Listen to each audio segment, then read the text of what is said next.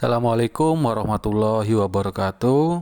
Selamat datang di Akhir Zaman TV, channel yang membahas tentang peristiwa-peristiwa akhir zaman.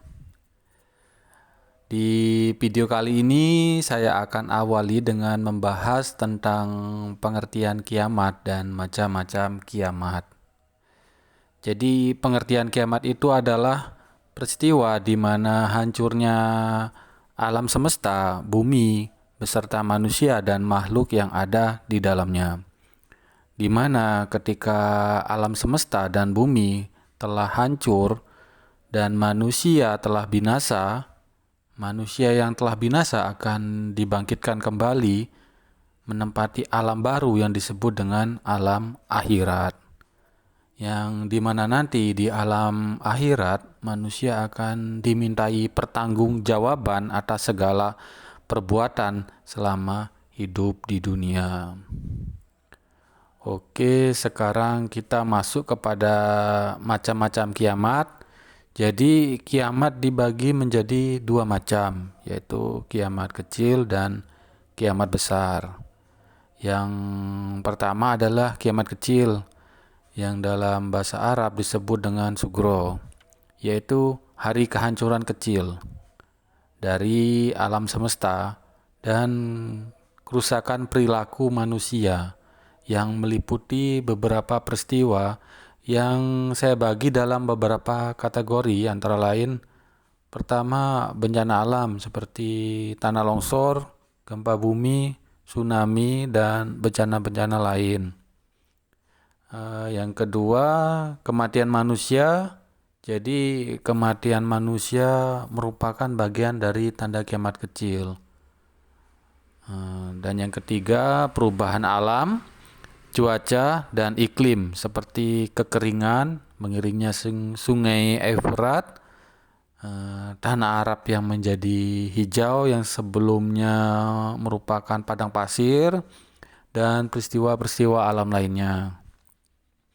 Keempat, kerusakan moral, hukum, dan tatanan norma di masyarakat. Seperti banyaknya anak yang durhaka kepada orang tua, terus banyak terjadi pembunuhan terhadap orang yang terdekat. Ini kasusnya lagi marak ya, terjadi akhir-akhir ini ya. Yang terakhir ini yang di Malang ya, kebetulan tempat saya tinggal. Dan masih banyak lagi untuk kerusakan-kerusakan moral yang sudah terjadi di masyarakat ini. Dan kita lanjut yang terakhir, yang kelima. Yang kelima itu munculnya ajaran, paham, sekte, dan organisasi yang menyesatkan. Seperti organisasi atau sekte satanik ya.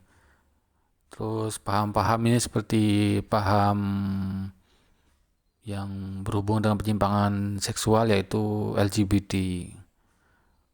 Dan serta kemunculan nabi-nabi palsu, yang kita ketahui nabi palsu yang dulu sempat terkenal itu Lia Eden ya, itu. Oke, kita lanjut kepada pembahasan yang kedua tentang kiamat besar. Jadi kiamat besar ini dalam bahasa Arab disebut dengan kiamat kubro. Adalah peristiwa akhir menuju kehancuran alam semesta beserta bumi.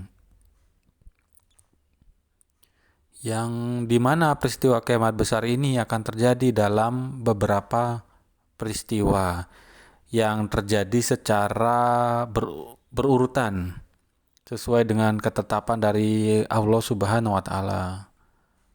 Jadi peristiwa kiamat besar yang membedakannya dengan kiamat kecil adalah kalau kiamat kecil setiap peristiwa yang akan terjadi dan telah terjadi itu tidak dapat diruntut ya, atau tidak dapat diketahui mana yang lebih dulu dan mana yang terakhir. Tetapi untuk kiamat besar ini peristiwanya telah terjadi secara berurutan sesuai dengan ketetapan yang ditetapkan oleh Allah Subhanahu wa Ta'ala. Nah, ketetapannya itu antara lain pertama itu munculnya kabut dukhon. Jadi kabut dukhon ini diibaratkan sebuah asap ya, Jadi seperti asap, entah seperti bentuknya seperti kabut atau asap, mungkin seperti asap, tapi di sini juga dijelaskan seperti kabut. Jadi dukhon itu bisa termasuk asap dan kabut. Nah, jika dukhon ini telah muncul, maka dia akan meliputi bumi. Nah, diibaratkan sebuah asap jika dihirup orang-orang yang beriman akan menimbulkan demam.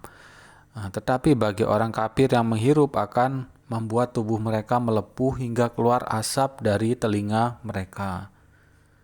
Efeknya bisa bertolak belakang ya untuk dukhon, kemunculan dukhon ini ya. Mungkin ini atau mungkin ini sebuah kiasan atau memang ini sebuah kejadian atau bencana yang nyata ya. Ini kita perlu telusuri lagi. Kedua, munculnya Dajjal. Dajjal dikatakan sebuah sosok makhluk ya yang bermata buta sebelah, terus berdahinya lebar dan tubuhnya agak bongkok.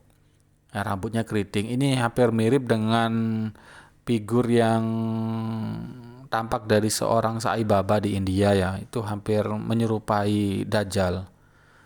Kalau dari penjelasan beberapa sumber itu dari perawakannya hampir mirip dengan Sai Baba. Nah, jadi Dajjal ini dari kemunculannya dia akan bertujuan untuk mengajak manusia pada kesesatan dengan fitnahnya dan kebohongannya. Oke, yang ketiga munculnya Dabbah. Dabbah ini makhluk hewan melata yang muncul dari perut bumi yang ciri-cirinya seperti digambar.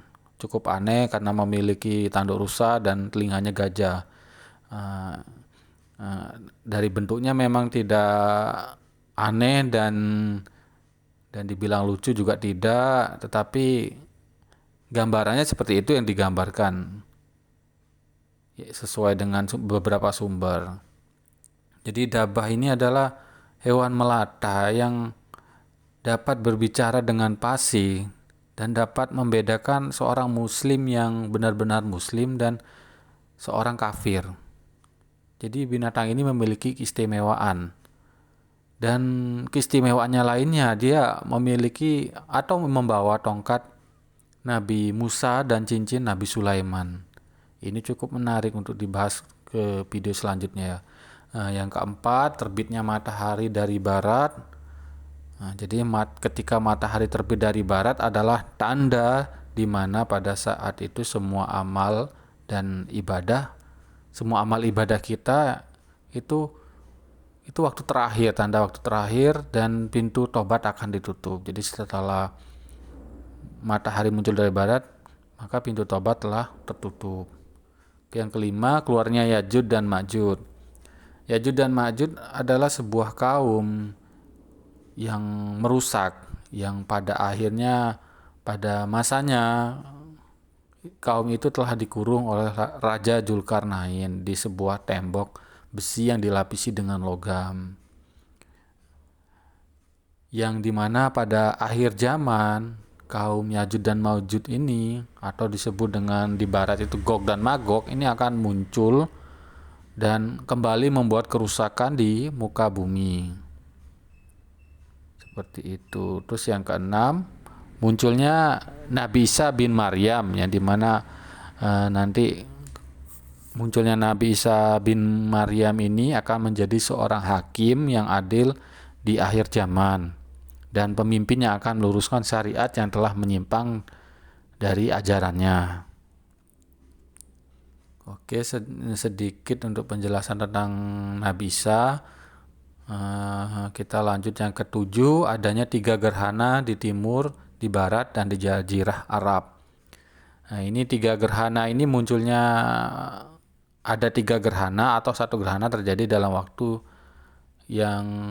sehari atau berbeda jam atau berbeda waktu. Ini perlu kita pelajarin dan cukup menarik juga. Yang terakhir ke-8 munculnya api di negeri Yaman yang munculnya di kota Aden yang akan menggiring manusia dari barat ke timur. Nah, jadi setelah semua fase kiamat besar ini telah terjadi, maka alam semesta dan bumi akan hancur dan manusia yang telah binasa akan menjalani fase di alam akhirat atau alam baru yang dimana fase itu dibagi menjadi 6 fase yang akan kita bahas di video selanjutnya. Nah, sekian video kali ini. Terima kasih. Assalamualaikum warahmatullahi wabarakatuh.